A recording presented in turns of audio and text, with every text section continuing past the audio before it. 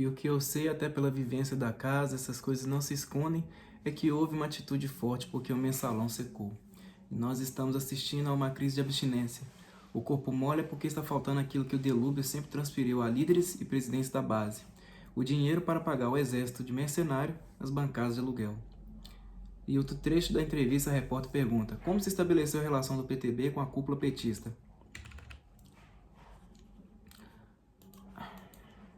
Quando lá atrás o José Carlos Martinez era presidente do PTB e nós começamos a construir a relação depois de nomeado o Alfrido Mares Guia, ministro do Turismo, o segundo cargo foi do delegado regional do Trabalho no Rio, Henrique Pinho.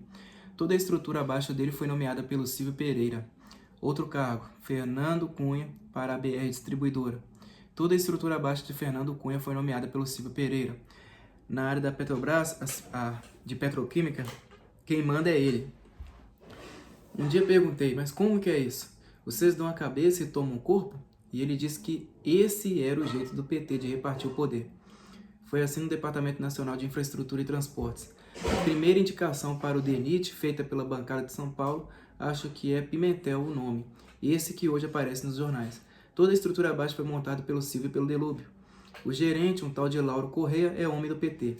Ele mandava mais que o diretor-geral do DENIT. O PT nomeava as pessoas que controlavam a estrutura do poder por baixo dos nomeados do PTB. A quem o senhor se refere quando fala na direção do PT? Genuíno, Marcelo Sereno, Delúbio Soares, Zé Dirceu, que sempre soube de tudo. Várias vezes eu conversei com o Genuíno e com o Delúbio no gabinete do ministro Zé Dirceu. Tudo era tratado com o conhecimento dessas pessoas e do Silvio Pereira. Isso no início do governo. Há uma sala contígua à do gabinete do ministro Zé Dirceu no Palácio do Planalto e de vez em quando nós fazíamos essas conversas. 90% das conversas eram feitas no palácio, numa salinha que era reservada ao Silvio Pereira. De vez em quando o Delúbio metia a mão na porta, entrava, sentava, conversava e saía. O Zé Dirceu participava da conversa e o Genuíno também. Roberto Jefferson lembra o encontro com Lula em janeiro de 2005, quando falou do mensalão pela primeira vez ao presidente da República. E quando eu disse a ele, olhando nos olhos dele, do mensalão, o choque dele: eu tenho 6 mandatos. Eu sou deputado federal desde o presidente Figueiredo. Eu nunca tinha ouvido falar de financiamento de bancada aliada na base pelo partido do governo. E contei isso ao presidente Lula. E vi a reação dele de perplexidade. E então as coisas pararam. Mas o que eu acho estranho é que a ABIN, depois que eu disse isso ao presidente Lula, parte para mandar arapongas contra o PTB. Alguém dentro do governo não gostou que nós passamos essa informação ao presidente.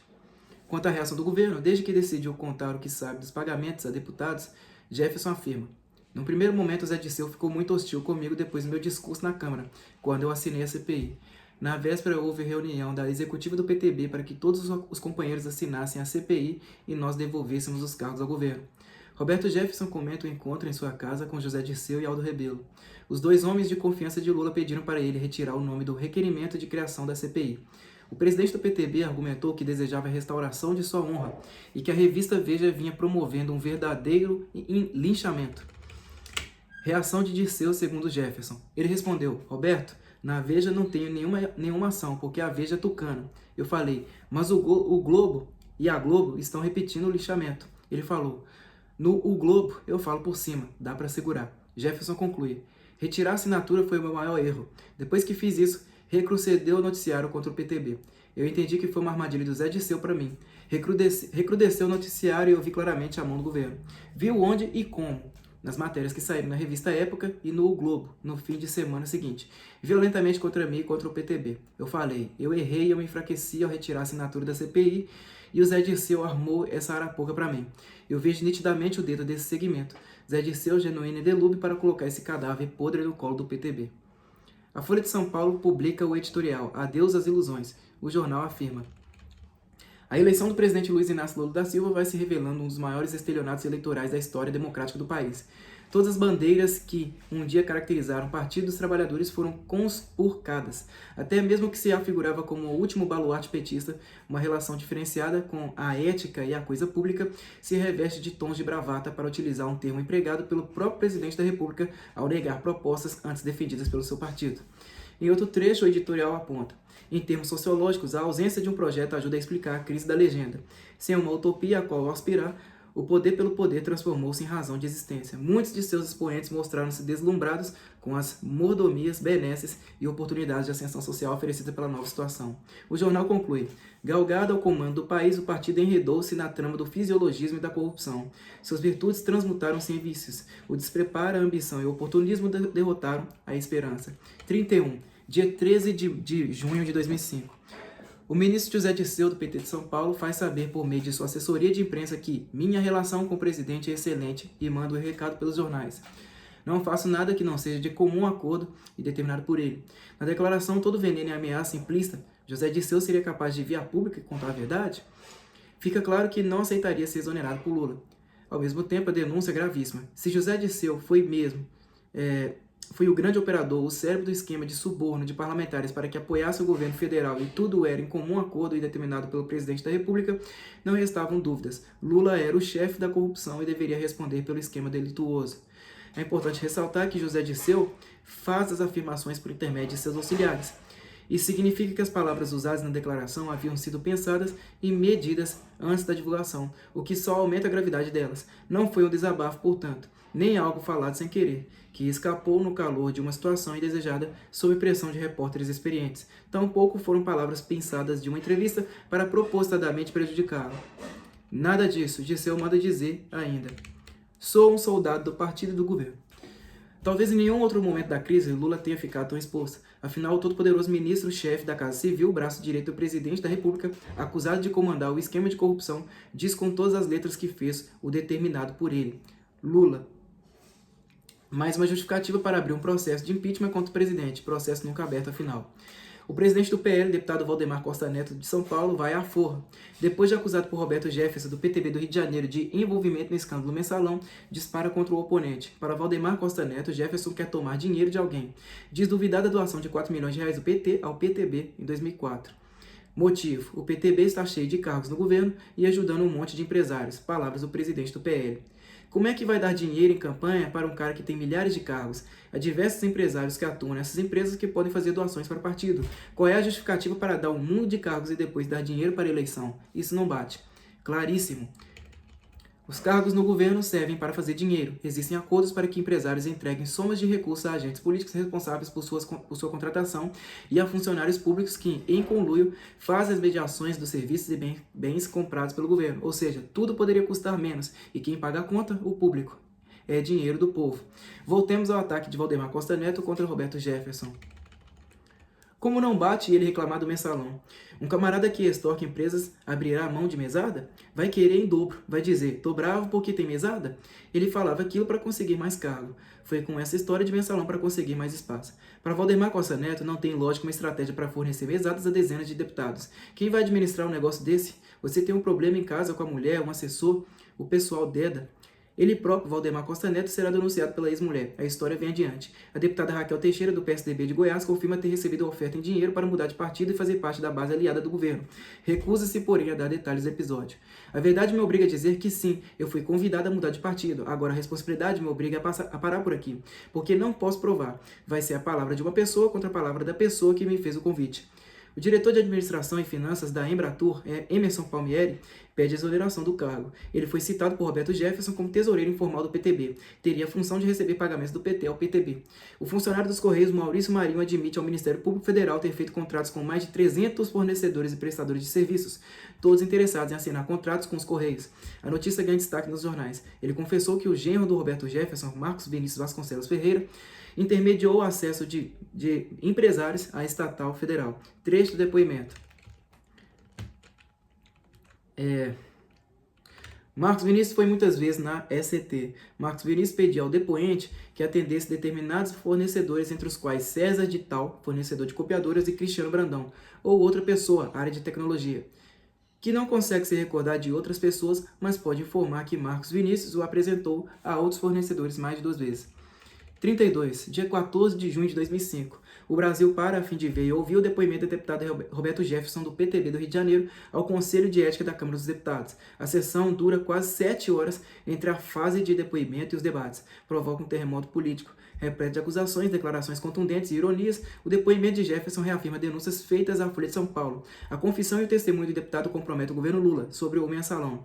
Desde agosto de 2003, é voz corrente em cada canto desta casa, em cada fundo de plenário, em cada gabinete, em cada banheiro, que o seu Delúbio, com conhecimento do seu José Genuíno, sim, tendo como pombo correio o seu Marcos Valério, um carequinha que é publicitário lá em Minas, repassa dinheiro a partidos que compõem a base de sustentação do governo no negócio chamado mensalão.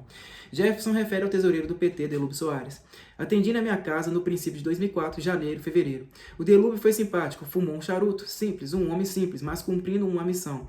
Cheio de melindres e de tato para falar comigo, com aquele jeitão dele de goiano no interior, diz que gostaria de ajudar a desencravar uma unha que pudesse haver, foi a expressão que ele usou, e que faria alguns repasses para o PTB.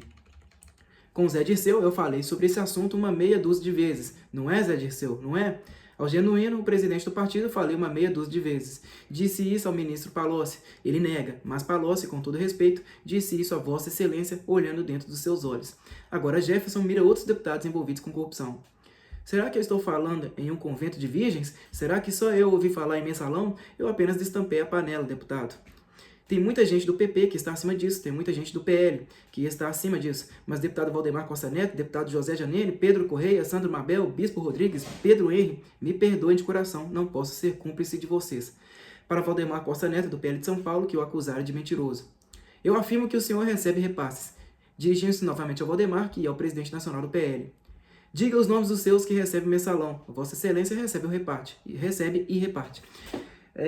Roberto Jefferson aponta que o dinheiro, no início, era para transferência de partido. Depois, foi para votação. E mais. Um dia pedi a um companheiro, avisa ao Pedro Henrique que, se ele tomar os 2 deputados do PTB, que está tentando com aquela mala de dinheiro, vou para a tribuna e conta a história do mensalão. Aí refluiu, mas o mensalão não parou. Sobre a saída do deputado Luiz Piaulino, do PDT de Pernambuco, do PTB. O motivo não é nobre, não é justo, foi por dinheiro. Provas não tenho, mas tenho provação. Provação vivi porque, além de eles receberem a mesada, ainda ficavam tentando os nossos deputados. Vem pra cá, seu otário. Olha, está na mala. Você não tem, aqui tem. Jefferson dá novos detalhes do acordo PT/PTB. Em maio do ano passado, conversamos eu, o tesoureiro do meu partido, Emerson Palmieri, o doutor Delúbio, o presidente José Genuíno e o Marcos Sereno, lá no prédio da Varig, onde fui várias vezes, e os senhores podem buscar informação na portaria, porque lá a gente tem que se identificar. Pedi ao presidente do PT, ex-deputado Genuíno, um apoio para a campanha do meu partido. Sem problema, você me dá um planejamento de custo das campanhas do PTB. Fizemos. Voltamos. Nos reunimos de novo com os 3 e eles aprovaram 20 milhões de reais para o financiamento das campanhas do PTB em todo o Brasil. Eles cumpriram a primeira parte do acordo em princípios de julho com 4 milhões de reais.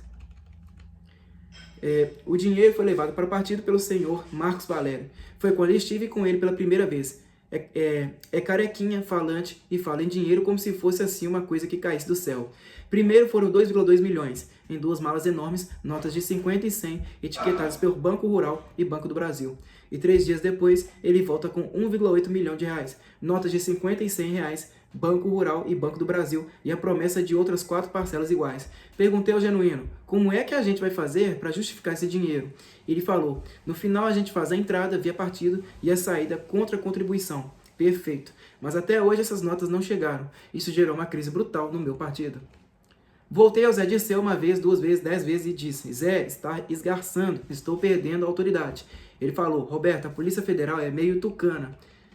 Meteu em cana 62 doleiros agora na véspera da eleição.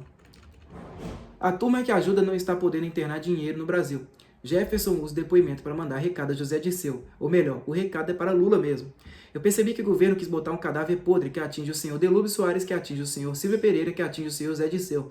Estão dizendo que eu sou réu. Zé Dirceu, se você não sair daí rápido, você vai fazer réu um homem inocente. O presidente Lula. Rápido, saia daí rápido, Zé, para você não fazer mal a um homem bom, correto e de quem tem orgulho de ter apertado a mão. A origem do dinheiro da corrupção. Tem de perguntar isso ao Genuíno e ao Delúbio, mas pelo que eu ouvi da conversa do Marcos Valério, quando ele foi levar os recursos ao PTB na eleição, ele faz via agência de publicidade na relação de contratos que tem com algumas empresas do governo, sobre o financiamento de campanhas eleitorais feito com dinheiro de empresas. Nenhum partido aqui recebe ajuda na eleição que não seja assim. Nenhum. Tenho a coragem de dizer que de público aqui. Não aluguei meu partido, não fiz dele um exército de mercenário, nem transformei os meus colegas de bancada em homens de aluguel. Aqui todos sabem de onde vem, só que nós temos a hipocrisia de não confessar ao Brasil. Estou assumindo isso aqui e faço como pessoa física, faço como Roberto Jefferson. O dinheiro vem dos empresários que na maioria das vezes mantêm relação com as empresas públicas. É assim e sempre foi. Jefferson toca no problema dos Correios na acusação de que participou de esquema de corrupção. Não consegui compreender ainda por que o zeloso Ministério Público, a zelosa Polícia Federal, a zelosa Corregedoria da União não investigaram a Diretoria de Informática. E 60% do depoimento do senhor Maurício Marinho apontam lá para a diretoria do seu Silvinho Pereira, secretário-geral do PT. Não entendi por que não pesquisaram a nova data ainda. Não sei por que correm atrás de um óbolo de R$3.000, quando os contratos que desfalcam os Correios são de bilhões. Não compreendi ainda como é que o cioso Ministério Público, a ciosa Polícia Federal e a ciosa Corregedoria da República ainda não investigaram o Correio Aéreo Noturno do seu Silvinho Pereira, onde as contas de superfaturamento nos primeiros anos da atual gestão chegam a superfaturamento de 300%. A Skymaster, eu nunca tinha ouvido falar. Sei agora porque gente boa dos Correios está começando a me dar essas informações. E a nova data? Naquela época eu não sabia nada, mas gente boa dos Correios começa a me dar agora essas informações. Assim como gente boa começa a me dar informações, deputado Valdemar Costa Neto, das licitações da Valec, do ex-deputado Juquinha, do PL. Como gente boa começa a me dar o que está acontecendo no DENIT, lá do PL. Coisas que, se Deus quiser, a CPI vai conhecer. A revista Isto É Dinheiro publica 2 revistas com Fernanda Carina Ramos Somagio, ex-secretário do empresário Marcos Valério, dono das agências de publicidade DNA Propaganda e SMPG Comunicação. Fernanda Carina acusa Marcos Valério de envolvimento com esquema de compra de deputados. Conta que havia encontros frequentes de Marcos Valério com dirigentes do PT. Cita Delúbio Soares e Silvio Pereira em reuniões em hotéis de São Paulo e Brasília. Em que hotéis? O Blue Trees, em Brasília, o L Hotel em São Paulo, o Sofitel também em São Paulo. A secretária testemunhou saída de dinheiro. Com certeza, o Marcos Valério ficava o tempo todo com Delúbio Soares. Era o Marcos quem pegava o negócio e levava de um lugar para o outro. Onde o dinheiro era retirado? Era sempre no banco do Banco Rural. E era coisa grande, algumas vezes pouco, 50 mil, 30 mil reais. Às vezes muito, mas muito mais. Para ela, Delúbio Soares era o mais próximo de Marcos Valério no esquema. Depois o Delúbio abriu as portas e aí tinha o José Dirceu, Silvio Pereira. Como era o contato com o ministro José Dirceu? Havia ligações. A gente ligava e pedia para a menina do Delúbio colocar ele em contato com o Marcos Valério. Então, Valério tinha uma comunicação direta com o Dirceu? Sim. A senhora relata também que o irmão do ex-ministro Anderson Adalto teria recebido dinheiro da agência. Isso aconteceu no ministério? Não. O irmão dele foi lá na agência, pegou uma mala de dinheiro e foi embora. A ex-secretária conta que Marcos Valério mantinha contato com os deputados José Mentor, do PT de São Paulo, e João Paulo Cunha, do PT, também de São Paulo. Marcos Valério pagou passagens aéreas para Silvana Jupiaçu, assessora de João Paulo Cunha. A filha de Silvana Jupiaçu também ganhou bilhetes aéreos.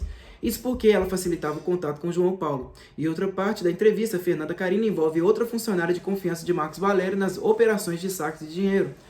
Eram pedidos frequentes, era tudo feito pela Simone Vasconcelos. Era ela quem ia de vez em quando para Brasília pagar. Fernanda Carina fala das atividades de Marcos Valério.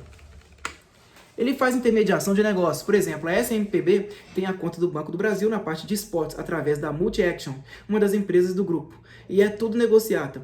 Eu sei que eles passam dinheiro para o pessoal do governo. Como isso é feito?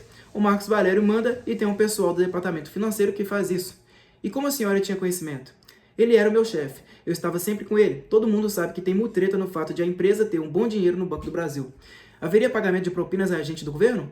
Eu já vi sair muito dinheiro de lá. Em que situações? Vi sair 100 mil reais em dinheiro para o irmão do Anderson Adalto no fim de 2003, quando ele era ministro dos Transportes.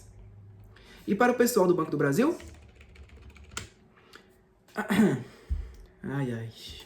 O Marcos Valério dá muitas festas para eles, muitos paparicos, muitos mimos. Ele oferece viagens de jatinho para eles? Não, o Marcos Valério usa o jato do Banco Rural, eventualmente. O Delúbio Soares também anda no jato do Banco Rural. Em outro trecho, o repórter Leonardo Atucci indaga se Marcos Valério fez pagamentos para obter contas publicitárias do governo. Diz Fernanda Carina. Com certeza. Quando você entra numa concorrência, a gente já sabe quem vai ganhar e quem não vai. Eles fazem a licitação pública, mas é um jogo de cartas marcadas. Tem quem vai pagar, aliás, quem vai pegar a melhor parte da conta, a pior parte da conta. A senhora viu? Olha, para o Banco do Brasil, o Marcos dava festas. Festas para a alta cúpula e para a área de marketing. A revista Isto É Dinheiro pergunta como os pagamentos eram feitos. Tinha 2 pessoas da área financeira, a Simone Vasconcelos e uma assistente, a Geisa, que cuidavam de tudo. A senhora tem noção de quanto? Olha, já viu o boy sair com o motorista para tirar R$ 1 milhão do Banco Rural. Era para depois dividir o dinheiro, entendeu?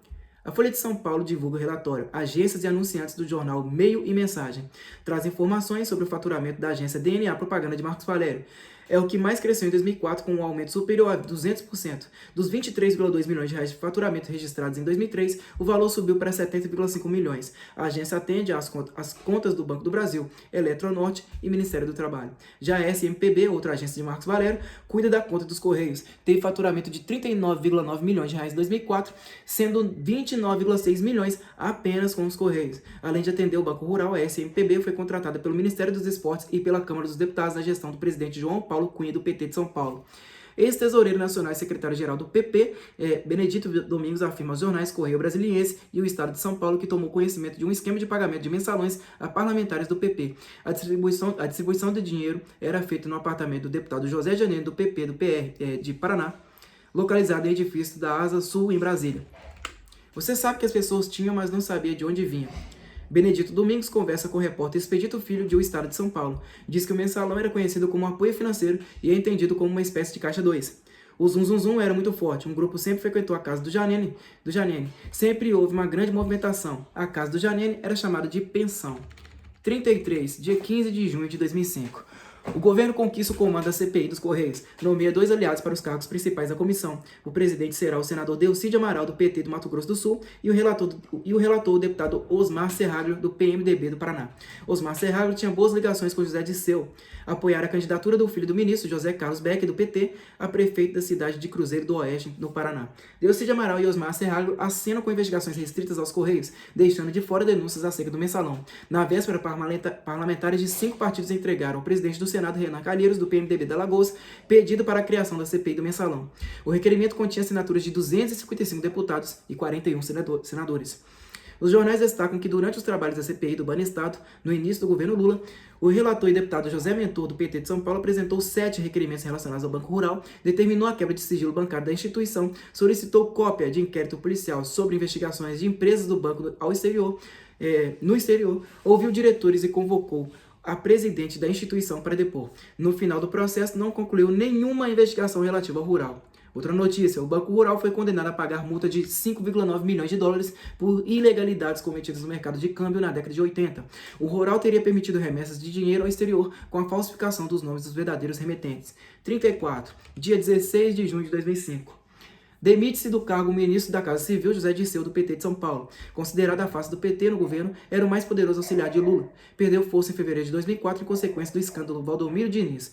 Com as denúncias do deputado Roberto Jefferson, do PTB do Rio de Janeiro, ficou sem condições de permanecer no governo. Sai contrariado. Volta à Câmara dos Deputados para exercer mandato por São Paulo. O senador Jefferson Pérez, do PDT do Amazonas, dos mais respeitáveis parlamentares do Congresso Nacional, defende investigação para apurar se Lula sabia do mensalão. Quer saber se o presidente da República agiu para investigar o esquema e punir eventuais responsáveis. Jefferson Pérez está convicto. Lula foi conveniente, prevaricou. Não acho que o presidente Lula seja capaz de um ato desonesto no sentido de enriquecer ilicitamente. Agora que ele sabia, com certeza sabia. Para o senador, ninguém só quem acredita em Papai Noel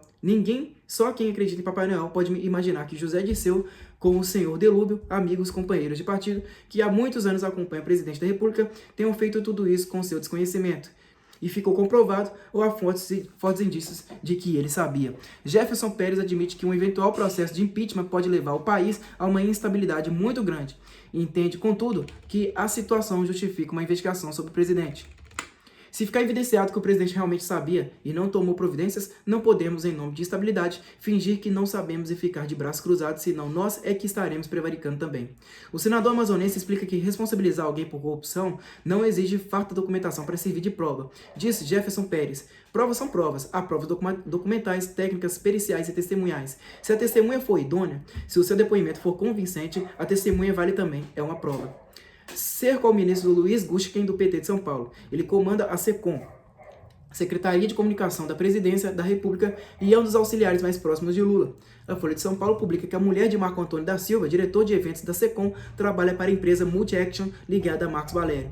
A publicitária Thelma dos Reis Menezes Silva ocupa posto estratégico de representante da Multi-Action, uma realizadora de eventos. Ela mantém contatos ela mantém contatos com os órgãos públicos em nome da empresa de Valéria. O detalhe cabe a SECOM opinar e determinar o conteúdo de editais de licitação que definem contratações da área de comunicação do governo federal. É a SECOM de Guskin que controla a publicidade e os patrocínios oficiais do governo. Marco Antônio da Silva nega qualquer irregularidade, afirma que não tem envolvimento com o trabalho da mulher. A Folha pergunta-lhe para quem Thelma dos Reis Menezes Silva trabalha. O marido. Não sei, deve trabalhar para vários eventos. Sua mulher nunca lhe disse para quem trabalha? Eu evito. Minha mulher não é política, não é militante, não é filiada. Como ela conheceu Marcos Valério? Não sei. O ministro sabe dessa situação? Acho que não. É uma questão de foro pessoal. Eu relativizei de forma primária por ela já ser do mercado. Ela é uma pessoa ingênua em relação a essas coisas. Problemas políticos daqui eu não comento em casa. 35, 17 de junho de 2005. O campo majoritário maior segmento interno do PT, liderado pelo deputado José Dirceu, do PT de São Paulo, decide manter nos quadros do partido o tesoureiro Delúbio Soares e o secretário-geral Silvio Pereira. De acordo com Delúbio Soares, as acusações contra ele são falsas. Ele avisa que não deixará o cargo, pois seria uma confissão de culpado, uma confissão de culpa. Agir dentro das regras da política. Manifestação de Silvio Pereira. O que eu fiz foi decisão partidária. Se eu sair, vai ter de sair todo mundo. Em reunião do PT, o presidente do partido, José Genuíno, recusa-se a pôr em discussão o afastamento dos dois dirigentes. Para ele, as acusações são inconsistentes. Não será sequer objeto de avaliação, será adotado o melhor para o partido. 36, dia 18 de junho de 2005.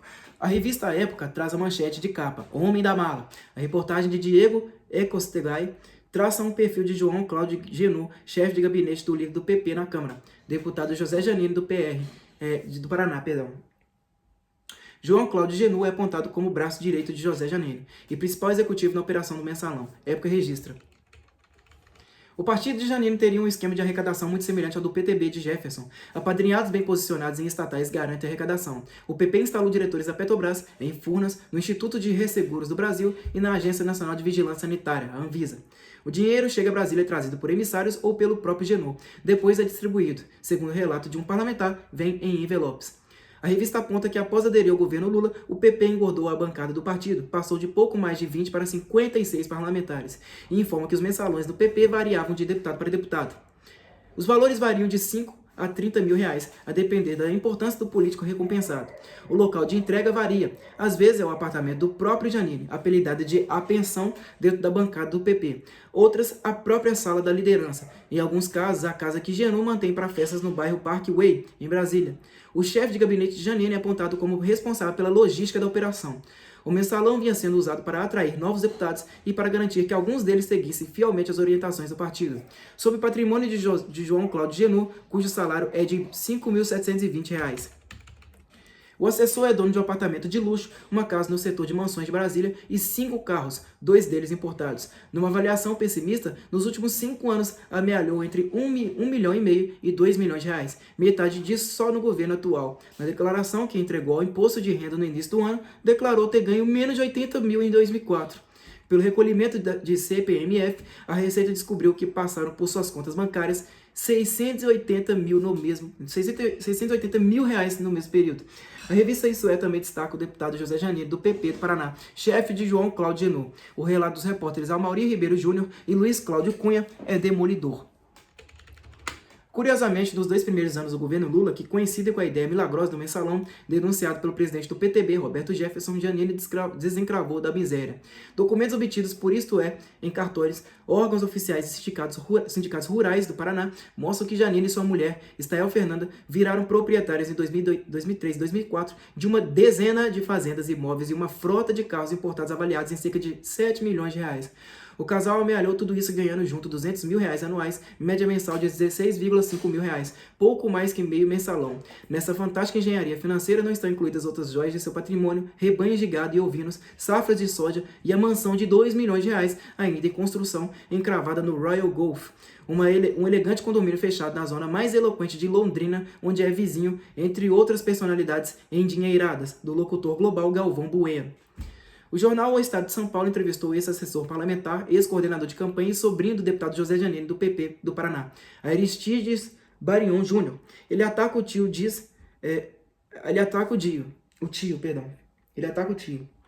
Diz não se surpreender com denúncias que apontam José Janine como o operador do esquema do mensalão. Surpreso? Eu? Claro que não. O Zé é terrível. Você não conhece ele. Quando o Zé vê que o cara é menor, ele esmaga. Se vê que não pode com o cara, tenta fazer um acordo. O Zé é número 1 do mensalão, não tenho dúvida. Aristides Barion Júnior conta ao repórter Fausto Macedo que José Janine lhe deve $1 milhão, dinheiro que foi emprestado para a campanha. Não fala aqui o valor, né?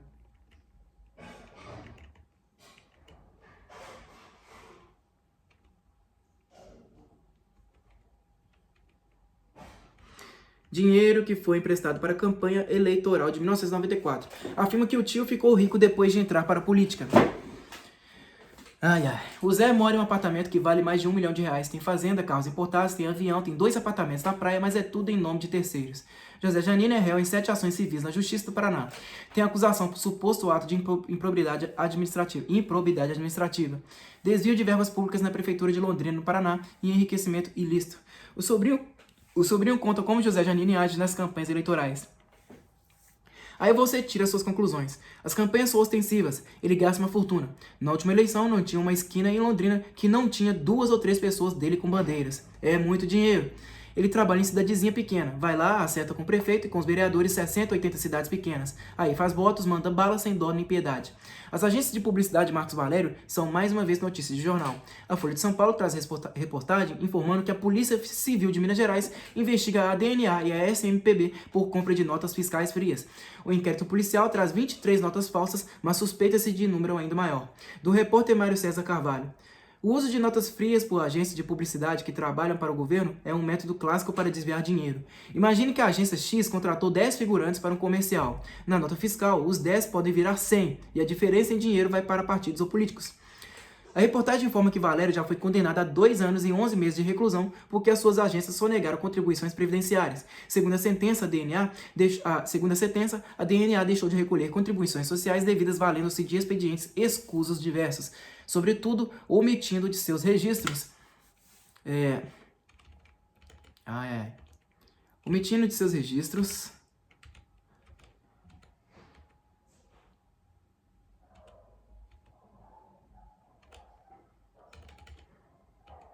Perdi aqui.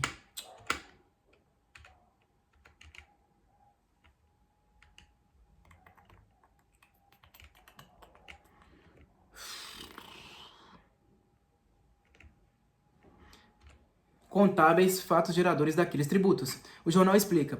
A agência não lançava na folha os valores pagos a empregados a título de remuneração e também fazia pagamentos a empregados da empresa como se fossem trabalhadores autônomos.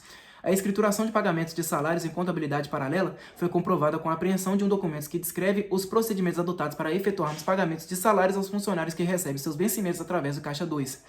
Mais uma das agências de publicidade Marcos Valério. Contratos assinados do governo Lula permitiram o faturamento de R$150 milhões. O contrato da agência SMPB com a Câmara dos Deputados, na gestão do ex-presidente João Paulo Cunha, do PT de São Paulo, talvez seja o mais curioso. Com 3 aditivos, o valor subiu de 9 milhões para 21,8 milhões de reais. Em 2004, Marcos Valério criou a estratégia marketing e promoção para cuidar de campanhas eleitorais. A empresa foi contratada para a campanha de um aliado de João Paulo Cunha, que disputava a prefeitura de Osasco, em São Paulo. Campanha vitoriosa. Emílio de Souza, do PT, foi eleito. O passo seguinte, a SMPB disputa licitação para ganhar a conta de publicidade da prefeitura.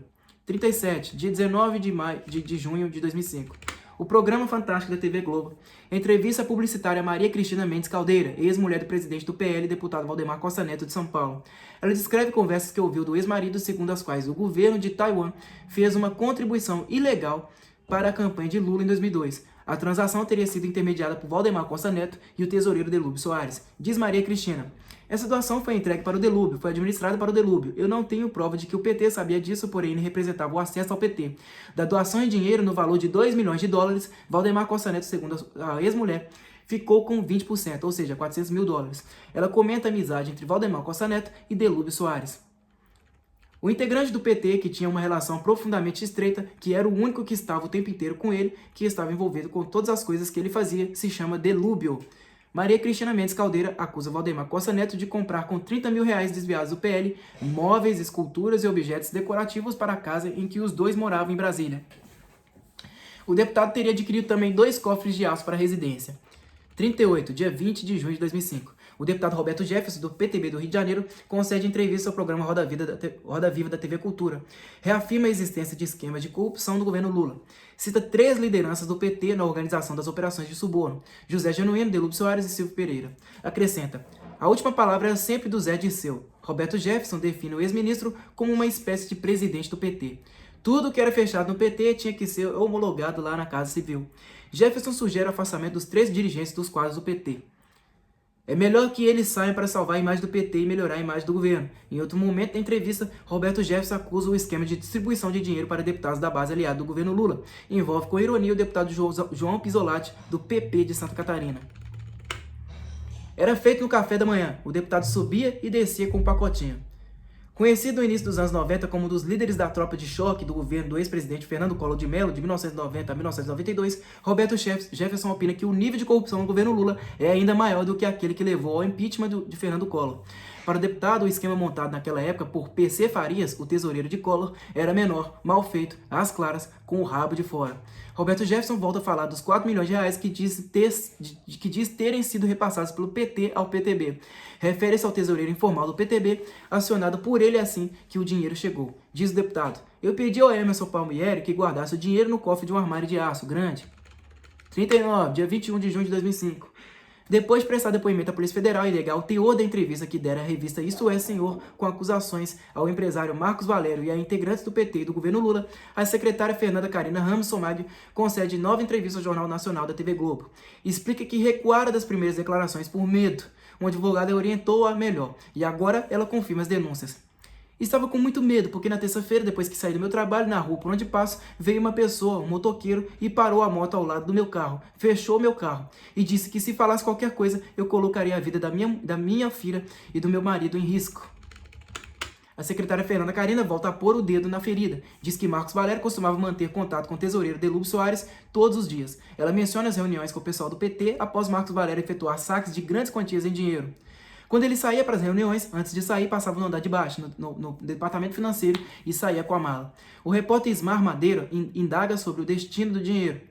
Eles nunca falaram nomes. Esses nomes eu desconheço. Eu sabia que o dinheiro ia para Brasília e que eles distribuíam lá. Mas para quem, quando e onde, eles não falavam. Era entre eles. Declaração de Fernanda Carina. Dinheiro eu sabia que tinha dentro das malas, mas nunca foi aberto o dinheiro. Mas sempre sabia. Eles tomavam muito cuidado com o dinheiro, claro. Sobre o relacionamento entre Valério e o deputado José Dirceu, do PT de São Paulo. Sei que ele conversava muito com o seu José Dirceu, o ministro.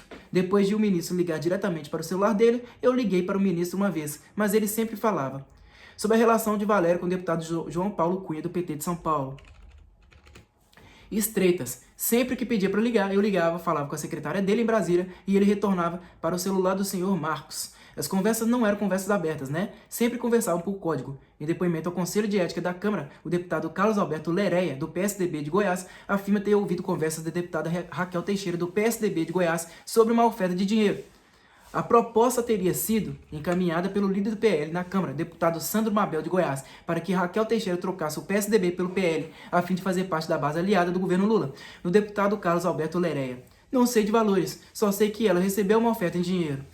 Em seu depoimento, Carlos Alberto Lereia confirma: o governador Marconi Perillo, do PSDB, relatou o episódio de assédio à deputada Tucana Lula durante um evento em Rio Verde, Goiás, no dia 4 de maio de 2004. Foi no carro do presidente, na presença do motorista e do ajudante de ordens de Lula.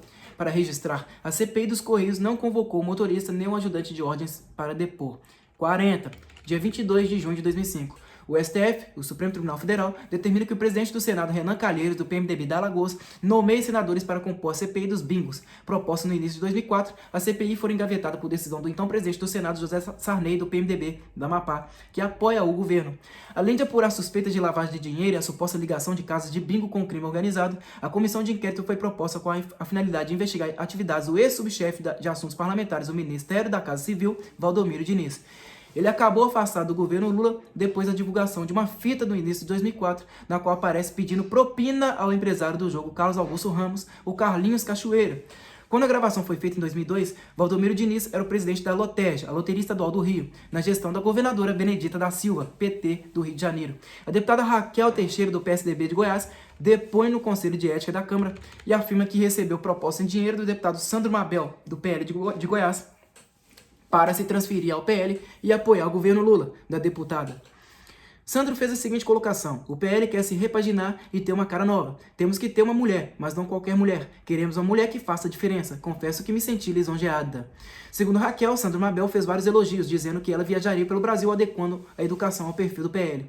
Então veio a oferta. Houve sim uma proposta de 30 mil reais por mês, que poderia chegar a 50 mil. Em dezembro eu receberia mais 1 milhão de reais. Fiquei indignada. Não perguntei mais nada e a conversa acabou ali. A deputada decidiu pedir conselho ao governador Marconi Perillo, do PSDB. Ela não denunciou o caso por falta de provas. Era uma conversa sem testemunhas. Seria minha palavra contra dele. Qualquer pessoa sensata só fala o que pode provar. A secretária Fernanda Carina Ramos Somag concede entrevista à imprensa. Acrescenta novos detalhes das atividades do empresário Marcos Valério. Fala do relacionamento do ex-chefe com integrantes do PT. É questionada sobre mala de dinheiro para políticos em Brasília. Os acertos para saques no Banco Rural eram feitos pela gerência financeira da SMPB e também por Marcos várias vezes. Quando ele precisava de dinheiro, falava diretamente com a diretoria do banco. Fernanda Carina menciona boys e motoqueiros que tinham a função de ir ao Banco Rural e ao Banco do Brasil buscar dinheiro. As pessoas do departamento financeiro falavam que na mala tinha dinheiro, não falavam o valor. Marcos Valério encarregava-se de transportar o dinheiro a Brasília. Era para político, porque Marcos sempre estava conversando com o político. Fernanda Carina reafirma: Marcos Valério e o tesoureiro do PT, Delúbio Soares, voavam em avião do Banco Rural. O Banco Rural sempre disponibilizava o avião para quando eles precisassem. A secretária fornece detalhes sobre a licitação para a escolha da agência de publicidade que atenderia à conta dos Correios. Foi um período em que Marcos Valério manteve intenso contato com Delúbio Soares, Silvio Pereira, secretário-geral do PT, e outras pessoas do PT em Brasília. As conversas eram incompreensíveis, sempre codificadas. O que aconteceu foram vários telefonemas, várias viagens a Brasília durante o processo de licitação. As pessoas que iam às reuniões nunca eram faladas. Eu sempre soube que eram o Marcos, o Delúbio e o Silvio Pereira algumas vezes. As reuniões eram sigilosas, fora da empresa, fora de Belo Horizonte. A licitação dos Correios chamou a atenção da secretária Fernanda Carina. Antes da sua conclusão, todos os funcionários da SMPB já sabiam que a agência iria ganhar a conta publicitária da estatal federal. No final de 2003, houve uma festa preparada 2 dias antes da divulgação do resultado da licitação para os funcionários comemorarem a conquista da conta. O TCU, Tribunal de Contas da União, aponta sobrepreço em 2 contratos dos Correios com a empresa Skymaster Airlines, contratada para o serviço de postagem noturna. A diretoria de operações da estatal responsável pelo negócio estaria na área de influência do secretário-geral do PT, Silvio Pereira. O contrato, assinado em janeiro de 2004, previa gastos anuais de 78 milhões de reais. Num dos casos... Num dos casos examinados, o TCU apurou acréscimo de 108% do valor contratado. O preço de um voo de 213 mil reais em dezembro de 2003 subiu para 445 mil reais em 2004. O TCU compara valores de 2 linhas aéreas exploradas pela Varig, nos patamares de 115,7 mil reais e 27 mil reais. No caso dos governos, os custos dos mesmos serviços subiram sem justificativas para 229,2 mil reais e 75 mil reais. 41, dia 23 de junho de 2005. A publicitária Maria Cristina Mendes Caldeira, ex-mulher do presidente do PL, deputado Valdemar Costa Neto, do São Paulo, conversa com a repórter Angélica Santa Cruz, do jornal O Estado de São Paulo. Conta detalhes de como o deputado costumava pagar as despesas sempre em dinheiro vivo, inclusive quando comprava bilhetes aéreos para viagens internacionais. Teve uma época em que comecei a reclamar muito e ele passou a usar eventualmente um cartão. Mas ele mantinha um cofrão em nossa casa que parecia um armário.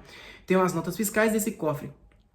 Quando nos separamos, saí denunciando a existência dele, e o Valdemar mandou uma empresa ir lá retirar o cofre. Maria Cristina ensinou que houve a compra de um pequeno partido político, o PST, Partido Social Trabalhista. A adesão do PST ao PL teria sido obtida com dinheiro vindo de uma agência de publicidade. A agência, por sua vez, teria um contrato com uma empresa estatal. Maria Cristina não acrescenta maiores detalhes. Tenho provas de que ele usa verbas do PL em despesas pessoais. Ele tem 2 carros em Mogi que estão em nome do partido. Tenho cópias de cheques que passei para empresas que mobiliaram nossa casa e que saíram em nome do partido. 42, dia 24 de junho de 2005. Levantamento feito pela revista Isto É escancara saques milionários de dinheiro vivo em contas bancárias das agências de publicidade SMPB e DNA de Marcos Valério. Só no período que vai de julho de 2003 a maio de 2005, 20,9 milhões de reais foram retirados do Banco Rural em Belo Horizonte. Os dados em poder do Ministério Público foram obtidos junto ao COAF, Conselho de Controle das Atividades Financeiras do Ministério da Fazenda, e se refere a retiradas superiores a 100 mil reais. O relatório registra os saques de 16,5 milhões de reais de contas da SMPB, da DNA, outros 4,4 milhões. Houve 103 saques na boca do caixa, média de uma retirada por semana, sempre em valores acima de R$100 mil. As investigações identificaram que 2 pessoas faziam saques. Uma delas, Geisa Dias, dos Santos, da SMPB, havia sido mencionada por Fernanda Carina Ramos Somagio, da Isto É. Em janeiro de 2004, por exemplo, foram retirados R$2,8 milhões. Em setembro do mesmo ano foi retirado R$1,3 milhão. Em 2003 se deram os maiores saques nas contas das duas empresas, 11 milhões no total. Apenas entre setembro e outubro foram feitos 20 saques na seguinte sequência: 6 de R$250 mil, 4 de 300 mil, 3 de 100 mil, 2 de 200 mil, 1 de 112 mil, 1 de 350 mil, 1 de 500 mil, o maior deles no dia 10 de outubro e o último de 385 mil. Em 2003, os saques somaram R$11 milhões. No ano passado, as retiradas chegaram a 10 milhões. Divulgado o relatório da Comissão de Sindicância realizado no IRB, o Instituto de Resseguros do Brasil, detalha operações suspeitas de irregularidades que envolvem o presidente da estatal, Lídio Duarte, indicado pelo PTB, e o diretor comercial Luiz Eduardo Pereira de Lucena, da cota do PP no governo Lula. O documento indica conluio entre os dois altos funcionários do IRB e executivos das estatais Furnas Centrais Elétricas, Eletrobras e Infraero, empresa brasileira de infraestrutura aeroportuária, para favorecer de forma ilegal 3 corretoras de seguro: a Assurê, de Henrique Brandão, amigo do deputado Roberto Jefferson, do PTB do Rio de Janeiro, e as empresas Cooper Gay, uma multinacional inglesa, e Alexander Forbes, de origem sul-africana. A Comissão de Sindicância recomenda a abertura de processo criminal por tráfico de influência e ação civil por improbidade e improbidade administrativa contra os 2 dirigentes do IRB. Eles concederam vantagens indevidas às corretoras. O relatório implica irregularidades os diretores do IRB, Luiz Apolônio Neto, sobrinho do deputado Delfim Neto, do PP de São Paulo, e Carlos Murilo Goulart Barbosa Lima, que teria sido indicado para o cargo pelos senadores José Sarney, do PMDB do Amapá, e Edson Lobão, do PFL do Maranhão, que viria a ser nomeado ministro de Minas e Energia no segundo mandato de Lula pelo PMDB. As corretoras citadas tiveram crescimento vertiginoso graças a contratos de colocação de resseguros no exterior. Para a Comissão de Sindicância, os despachos que beneficiaram as empresas eram desprovidos de fundamentação. O relatório cita a empresa aérea TAM, cujo resseguro seria realizado pela corretora Alexander Forbes, indicada por Lídio Duarte e Luiz Eduardo Pereira de Lucena, apesar de não levar em conta recomendações da própria TAM. Os dois também teriam favorecido a Alexander Forbes em outra oportunidade numa renovação de apólices do sistema Uzi Minas. Outro problema: a despeito de parecer técnico contrário, Luiz Eduardo Pereira de Lucena teria favorecido a Cooper Gay na renovação de seguro da Petrobras, contando com de acordo de Lídio Duarte. Em mais um contrato da Petrobras contrariando parecer técnico, Lídio Duarte teria operado de forma a favorecer a Cooper Gay ao contratar uma empresa. Para isso, escreveu um simples: a Cooper poderia ser testada neste tipo de negócio. 43, dia 25 de junho de 2005. A revista Veja entrevista Marcos Valério. Descreve que o empresário tem passado os dias trancado com um batalhão de advogados e mergulhado em documentos e fitas de vídeo, com a finalidade de esmiuçar o depoimento de Roberto Jefferson, do PTB do Rio de Janeiro, à Comissão de Ética da Câmara. Veja questiona Marcos Valério sobre saques em dinheiro com valores e datas compatíveis às denúncias de Roberto Jefferson. Ele responde: reconheço que já fiz vultuosas movimentações financeiras no Banco Rural. Tenho fazendas, compro animais, lido com gado. Há fazendeiros que simplesmente não aceitam cheque. Tenho 13 cavalos de raça. Quando e como o senhor conheceu o Delúbio? Em meados de 2002, fui levado ao PT pelas mãos do deputado federal Virgílio Guimarães, meu conterrâneo da cidade de Curvelo, Minas Gerais. Aí eu pedi e ele me apresentou à maioria do pessoal do PT, inclusive o Delúbio. Como foi o processo de aproximação com os outros líderes do PT? Foi também pelo Virgílio. Foi ele quem me apresentou ao ministro José Dirceu e a João Paulo Cunha. Marcos Valério fala da amizade com Delúbio Soares. Nunca neguei que sou muito, mas muito amigo mesmo do Delúbio. Eu sou do interior, bicho do mato. O Delúbio é goiano, bicho do mato também. Houve aquela afinidade. A revista pergunta sobre as 13 vezes que Marcos Valério esteve na sede do PT em Brasília em 2005. Resposta: fui tomar cafezinho com meu amigo Delúbio. Discutíamos futilidades e um pouco de política. Evasiva empresária admite ter ido aos gabinetes dos ministros da Saúde, Humberto Costa, do PT de Pernambuco, e dos Transportes, Anderson Adalto, do PL de Minas Gerais, discutir política e campanhas eleitorais. Quantas vezes Marcos Valério esteve com o ministro José Dirceu, do PT de São Paulo?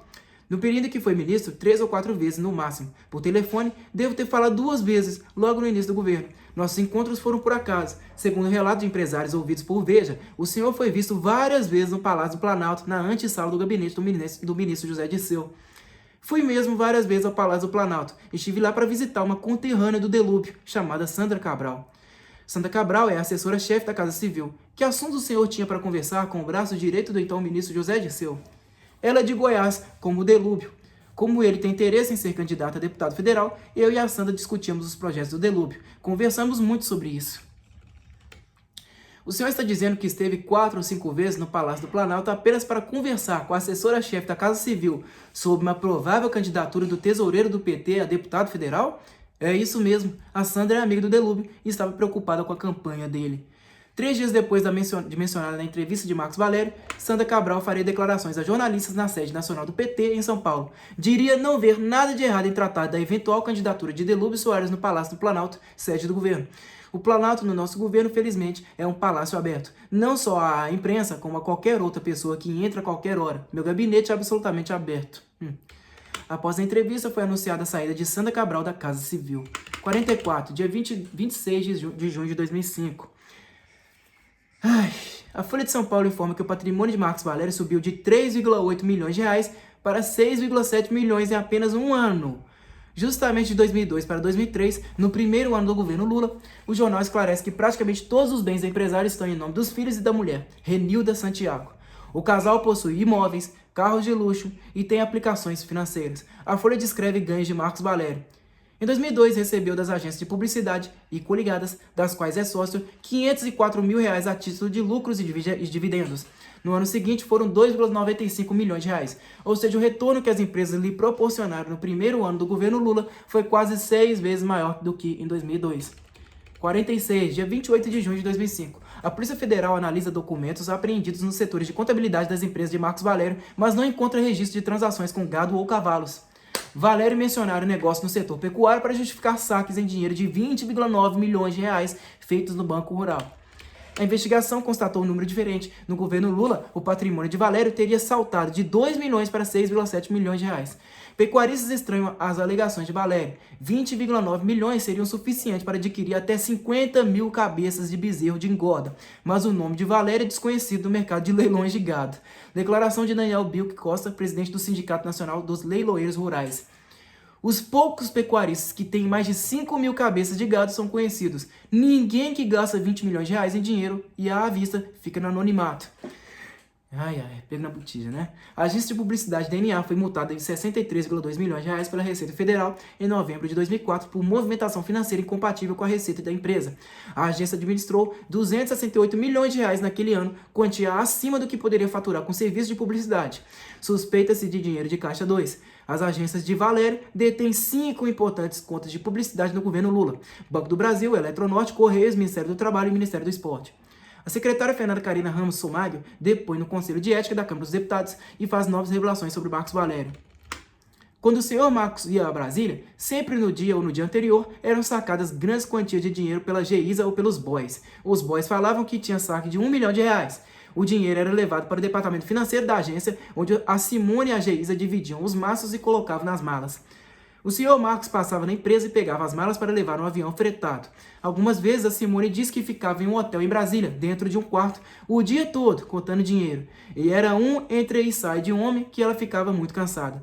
Ela só contava dinheiro e passava para essas pessoas. A funcionária Geisa Dias dos Santos trabalha no departamento financeiro da SMPB com a gerente Simone Vasconcelos. Simone também usava quartos do Hotel Grand Vital em Brasília, onde se hospedava para repartir o dinheiro da propina. Os boys são Marquinhos e Orlando, cujo trabalho era retirar dinheiro do rural e no Banco Rural e no Banco do Brasil e transportá-lo até a agência. Fernanda Carina entrega a agenda de trabalho ao Conselho de Ética, com anotações do período em que foi secretária de Marcos Valério. Lista 4 encontros do empresário com Marcos Vinícius de Flora, secretário adjunto da SECOM, a Secretaria de Comunicação da Presidência da República. Traz referências a Márcio Lacerda. Traz referência a Márcio Lacerda, secretário executivo do Ministério da Integração Nacional, braço direito do Ministério do ministro Ciro Gomes, do PSB de Ceará. Uma ordem de Marcos Valério é para deixar motorista à disposição de Delúbio Soares, sempre que o tesoureiro do PT estiver em Belo Horizonte. Apontamentos na agenda, Fernanda Carina registra o encontro de Marcos Valério com os deputados José Mentor, do PT de São Paulo, e João Magno, do PT de Minas Gerais. Tem lembrete para a secretária presentear Marcos Vinícius de Flora e outro deputado, João Paulo Cunha, do PT de São Paulo, com canetas Montblanc. Ai, ai, ai. O nome do tesoureiro nacional do PL, Jacinto Lamas, homem de confiança do deputado Valdemar Costa Neto de São Paulo, aparece 3 vezes. A agenda também registra o nome do petista Henrique Pisolato, diretor de marketing do Banco do Brasil, com quem Marcos Valério também se encontrava com certa frequência. As retiradas de dinheiro, segundo a secretária Fernanda Carina. Vamos lá. Os saques eram feitos antes das reuniões do senhor Marcos com os senhores Delúbio e Silvio Pereira, marcados por mim nos hotéis Blue Tree Towers, em Brasília, e Sofitel, em São Paulo. O senhor Marcos só dizia que era para os amigos de Brasília. Detalhes da agenda de Fernanda Carina. Em 3 de dezembro de 2003, 2 dias antes da reunião entre Marcos Valério e Silvio Pereira, secretário-geral do PT, o empresário sacou R$200 mil. Alguns dias depois, em 11 de dezembro, novo encontro com Silvio Pereira. Na véspera, retirada de R$120 mil. Outra anotação, essa de outubro de 2003. Mandar flores a Silvio Pereira, um presente pelo nascimento da filha do secretário-geral. Parabéns pela vinda de Luana, que seja feliz, diz o recado ditado por Marcos Valério. 47, dia 29 de junho de 2003. Apesar da resistência da base aliada do governo Lula, o Senado instala a CPI dos bingos. Na CPI dos Correios, os governistas trabalham contra a quebra dos sigilos bancário, fiscal e telefônico de Marcos Valério. O esforço é em vão. Vencidos a senadora Ideli Salvati, do PT de Santa Catarina, e o deputado Maurício Randes, do PT de Pernambuco, tentam impedir o depoimento de Marcos Valério. Vencidos mais uma vez, insistem na definição de uma pauta restrita, limitando o questionamento ao empresário ao caso dos Correios. Não querem indagações acerca de saques em dinheiro vivo ou perguntas sobre as amizades de Marcos Valério dentro do governo Lula e do PT. Marcos Valério, por sua vez, presta depoimento à Polícia Federal. Ao lado dele, 3 advogados para orientá-lo. Agora ele nega ter usado dinheiro vivo para comprar gato, como havia declarado a revista Veja. Em sua nova versão, o dinheiro serviu para pagar fornecedores de empresas, comprar ativos e distribuir lucros entre os sócios, sem maiores detalhes. Depois da Polícia Federal, Marcos Valério presta esclarecimentos à Comissão de Sindicância da Câmara dos Deputados. Não dá informações sobre os ativos nos quais teria aplicado o dinheiro sacado. Em relação à entrevista à revista Veja, teria sido só uma brincadeira. Ai, meu pai. Em depoimento ao Conselho de Ética da Câmara, o deputado José Múcio, de Pernambuco, líder do PTB na Câmara, confirma ter participado de jantar na casa de Roberto Jefferson, do PTB do Rio de Janeiro, em Brasília, em março de 2005. Estavam presentes José Genuíno, presidente nacional do PT, e os tesoureiros do PT e do PTB, Delúbio Soares e Emerson Palmieri. O encontro serviu para Jefferson pedir mais R$4 milhões ao presidente do PT. Com o dinheiro, acertaria a segunda parcela dos R$20 milhões prometidos pelo partido de Lula ao PTB, para gastos supostamente efetuados na campanha eleitoral de 2004.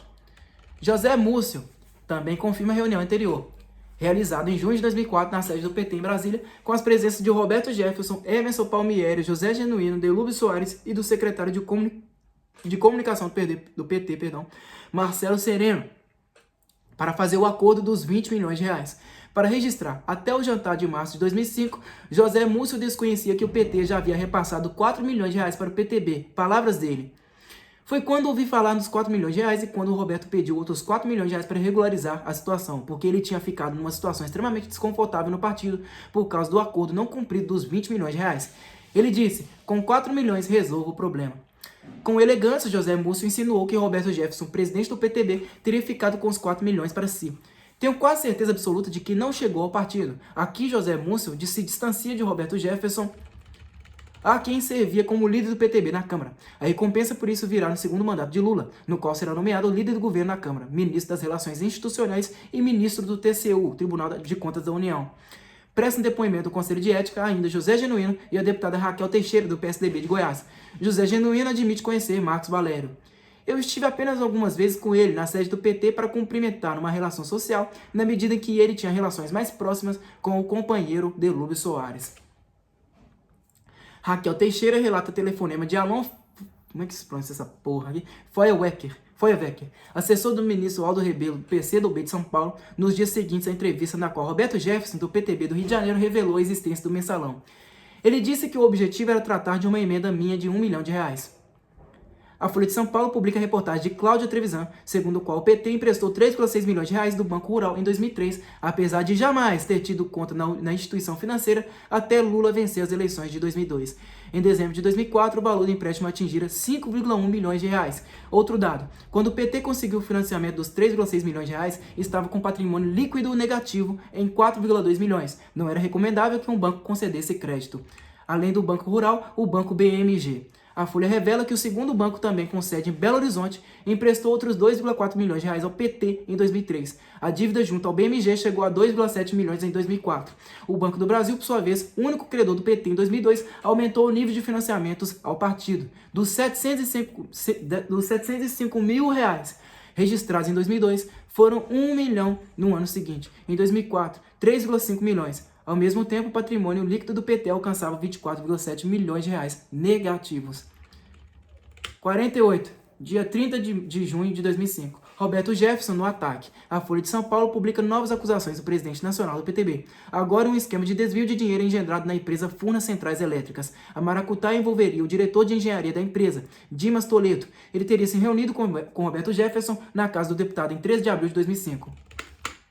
Roberto Jefferson diz à repórter Renata Lopretti que sobraram 3 milhões de reais por mês em Furnas. A operação teria sido relatada por Dimas Toledo. A divisão do dinheiro, 1 milhão de reais para o PT Nacional, repassado ao tesoureiro Delúbio Soares. 1 milhão de reais para o PT de Minas Gerais, levado ao partido pelo diretor de administração de Furnas, Rodrigo Botelho Campos. E 1 milhão de reais dividido meio a meio. 500 mil para a diretoria de Furnas e 500 mil para alguns deputados que deixaram o PSDB e ingressaram no PTB.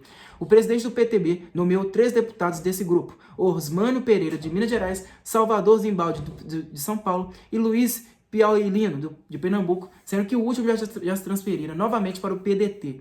Coube ao grupo indicar o diretor de finanças de Furnas, José Roberto Cesarone Cury. A história confusa vai até Lula. Jefferson explica. O PTB havia escolhido Francisco Pirandel para ser o diretor de engenharia no lugar de Dimas Toledo. No loteamento do governo Lula, coubera ao partido nomear o cargo ocupado por Toledo. Informado da sobra dos 3 milhões de reais por Toledo, que lutava para manter o cargo, Jefferson contou tudo ao ministro José Dirceu. Tudo o que o Dimas me explicou eu relatei depois ao Zé Dirceu. Ele confirmou que era isso mesmo. Percebi claramente que o Zé Dirceu estava jogando contra a nomeação do Pirandel. A proposta de José Dirceu, segundo Roberto Jefferson: Roberto, vamos resolver esse negócio por cima. Deixa o Dimas lá. A gente faz um acerto direto entre o PT e o PTB. Jefferson aceitou. Em 26 de abril de 2005, no Palácio do Planalto, o último encontro de Jefferson com o presidente. Lula foi logo cobrando. Não estava satisfeito com a situação em Furnas. Roberto, por que está demorando tanto? Jefferson responde que estava sofrendo pressões, mas sem dar detalhes. E diz aceitar uma solução de compromisso. Lula não quer. Nada disso. O Dimas vai sair. Pouco mais de 2 semanas depois, a revista Veja publicava a gravação com Maurício Marinho, em que Jefferson aparecia como o chefe da corrupção nos Correios. Veio a crise do mensalão e a ministra de Minas e Energia, Dilma Rousseff, do PT do Rio Grande do Sul, suspendeu tudo. Dimas Toledo ficaria no cargo. Neste ponto, com as novas denúncias de Roberto Jefferson, o Palácio do Planalto exonera todos os diretores de Furnas mencionados por Jefferson. Para diminuir o desgaste, uma nota da estatal federal pontua que os afastados solicitaram licença de seus cargos até que as apurações necessárias estejam concluídas. Caem Dimas Toledo, com 35 anos de Furnas, José Roberto Cesarone Cury e Rodrigo Botelho Campos, ex-vice-presidente da CUT, a Central Única dos Trabalhadores, ligada ao PT, indicado do PT. Em mais uma sessão tumultuada, Roberto Jefferson presta depoimento à CPI dos Correios e ele admite que pediu dinheiro ao diretor de administração dos Correios, Antônio Osório. Eu pedi a ele que, se possível, na relação com qualquer empresário privado, ele pudesse no final ajudar o caixa oficial do partido. Jefferson também chama para si a responsabilidade sobre o destino dos 4 milhões de reais que, segundo ele, foram repassados ao PTB pelo PT. Recusa-se a dar nomes de supostos beneficiários do dinheiro. Não admito que o partido pegou, morre comigo a informação. Não vou prejudicar os inocentes, recebo na pessoa física por omissão do presidente do PT e erro meu. O foco do depoimento é o pagamento de mensalões. Na raiz do mensalão está o troca-troca de partido. Até luvas de 1 milhão de reais e financiamento de 30 mil reais de taxa de manutenção nós já temos. O senhor Marcos Valério, versão moderna e macaqueada do senhor PC Farias, sacava 1 milhão de reais por dia nas contas do Banco do Brasil. Ou sacava em Minas Gerais, ou no prédio do Banco do Brasília, no Brasília Shopping, no 9º andar, onde muitos assessores dos que recebem mensalão, que estão registrados na portaria, subiam até o escritório do banco para receber 30 mil reais, 40 mil reais, às vezes 20 mil reais ou até 60 mil reais. Tem que procurar no Banco do Brasil também, porque recordo que, dos recursos que recebi do PT, 60% eram notas etiquetadas do Banco do Brasil. Jefferson chuta o pau da barraca. Não há povo do Brasil, cidadãos do Brasil, eleição de deputado federal que custe menos de 1 milhão de reais ou de 1,5 milhão. Mas a média aqui na CPI e na Câmara, na prestação de contas, é de 100 mil. Não há eleição de senador que custe menos de 2 milhões de reais ou 3 milhões, mas a prestação de contas na média é 250 mil reais. Esse processo começa na mentira e deságua no PC Farias, nos outros tesoureiros e agora no senhor Delúbio e no senhor Valério. É de deixar a gente perplexa. Ou alguém tem dúvida que a campanha mais rica de 2002 foi a campanha do PT? A mais milionária, a mais poderosa de todo o Brasil, do Oiapoque ou Chuí? E as declarações da Justiça Eleitoral não traduzem a realidade, nem a minha, porque é igual a dos senhores. Participei no passado de uma CPI, a CPI do PC, como advogado. Tentei fazer naquela CPI o que vi ontem aqui por parte de alguns políticos, impedir que as investigações avançassem. Procurei evitar que os fantasmas do PC Farias pudessem viver à luz do dia. E nessa inversão de papéis, vi que muitos que ontem exorcizavam tais fantasmas, agora estão caçando eles. Só que não são mais os fantasmas do PC, são os fantasmas do Delúbio e do Marcos Valério. PC Farias é pinto perto do que se vê de corrupção no PT. O deputado Henrique Fontana, do PT do Rio Grande do Sul, acusa Roberto Jefferson de ter servido ao mais corrupto governo da história do Brasil, o de Fernando Collor de Mello. Jefferson retruca: servir também ao de Vossa Excelência. E vai em frente. Não tente empurrar nada para o PTB. No Rio Grande do Sul, o governo do PT viveu o escândalo do apoio de bicheiros e tentou jogar tudo para debaixo do tapete. Bicheiros e Valdomiro Diniz são coisas do PT. O PT, que faz da ética e da moralidade a sua bandeira, rasgou agora a bandeira. A mim isso não traz felicidade. Chafurdou, se sujou como os outros no passado, nos quais atirou pedra. E para que isso não se repita, temos de enfrentar a raiz do financiamento eleitoral. Esses fantasmas que ficam rondando o poder, Delúbio, PC Farias, Valério, é sempre a mesma prática. Não vim aqui mendigar em favor do meu mandato. Já passei dele, perdão. Não vim perorar pelo deputado absolutamente. Enfrento uma luta aqui como cidadão, como homem, como chefe de família. Saio do Congresso de maneira que entrei pela porta da frente. Ninguém vai me colocar de joelhos e com o rabo entre as pernas. Ninguém vai me acanalhar. Não faço papel do herói porque não sou melhor que os senhores. Sou igual. Não faço papel de vilão porque não sou. Porque os senhores e senhoras não são melhores do que eu. Já no final do depoimento, mais uma denúncia. Marcos Valério, em reunião intermediada pelo tesoureiro Delúbio Soares, ofereceu um negócio que renderia 100 milhões de reais ao PT e ao PTB. Uma operação no coração do IRB, o Instituto de Resseguros do Brasil. Jefferson tinha de convencer o presidente do IRB, Luiz Apolônio Neto, a fazer uma transferência de 600 milhões de dólares de aplicações do IRB. Luiz Apolônio Neto fazia parte do ciclo de influência de Jefferson, a comissão do negócio, os tais 100 milhões de reais. O Marcos Valério pediu que eu influenciasse na operação de transferência de 600 milhões de dólares de uma conta que o IRB tem no exterior. Mas não sei se na Inglaterra ou na Suíça, para o Banco Espírito Santo, em Portugal. A proposta de Marcos Valério teria sido feita em abril de 2005 na sede do PTB em Brasília. Na época, o Banco Espírito Santo manteria interesses no Brasil. Roberto Jefferson conta que, em seguida, telefonou para José Genuíno, o presidente nacional do PT. Contou-lhe o que ouviu. Disse assim: Zé, esse cara é doido. Ele acha que chove dinheiro, que dinheiro dá em árvore. Resposta de José Genuíno: fica tranquilo que ele resolve.